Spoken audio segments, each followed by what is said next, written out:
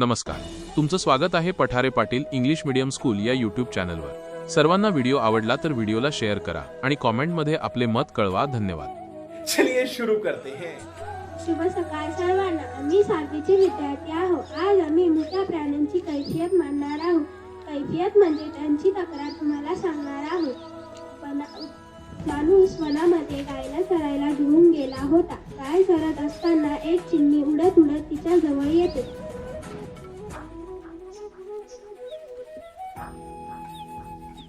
चिव चिव चिव ग, तिकडे तू कोण ग?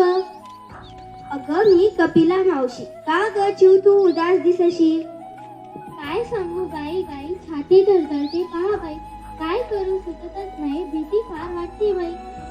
अगं अगं चिव ताई, मोबाईलचा आवाज तुला सहन न होई। तू आहे नाजूकशी, आवाजाने होशील कासावीशी। गाय ही आपले डोळे पुसते। कपिला मावशी, काय ग झाले? तुझे सुद्धा डोळे का पारवले?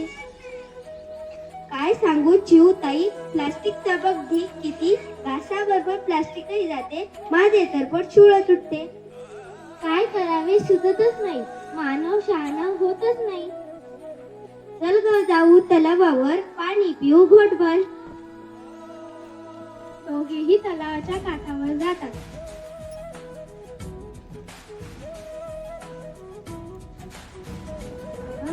अगं कपिला नका इथले पाणी पिऊ। का तू मासोई, तू तर राहतेस याचई। इथले जल विषारी, तगमग जीवांचे होते भारी। पाणी आहे घाण घाण, तडफडतील जलचरांचे प्राण। ते बघ आले नागोबा। नागोबा उद्देशून बोलतात।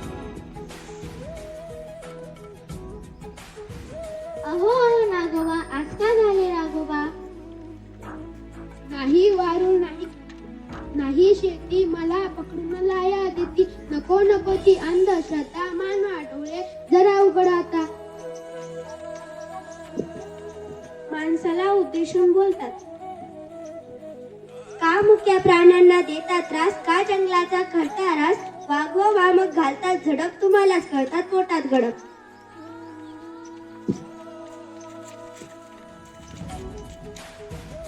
मानवा मानवा एक तर खरे, वंजरे आता मस तुझे सोयरे। करत राशी पृथ्वी सारे, धरती माता देईल दुष्णे। तडपलशील मग दुधा विना, तडपलशील मग अन्ना विना।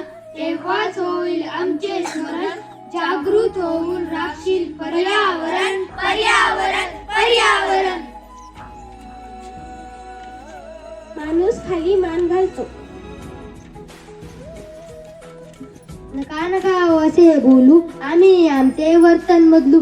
पर्वत जल वातावरण नाही करणार प्रदूषण। सदा करीन वृक्षरोपण, हिरवेगार वनीकरण। आणि पक्षी आणि जलचर सगळे सोयरे, तुम्ही वंचर। थँक्यू। पाणी वाचवा, जीवन वाचवा हा एक खूप महत्त्वाचा संदेश आहे। पाणी हे आपल्या पृथ्वीवरील सर्व जीवसृष्टीसाठी अत्यंत आवश्यक आहे। पण वाढती लोकसंख्या, पाण्याचे प्रदूषण आणि हवामान बदल यामुळे पाणी कमी होत चालले आहे। म्हणून पाणी वाचवणे ही आपली सर्वांची जबाबदारी आहे।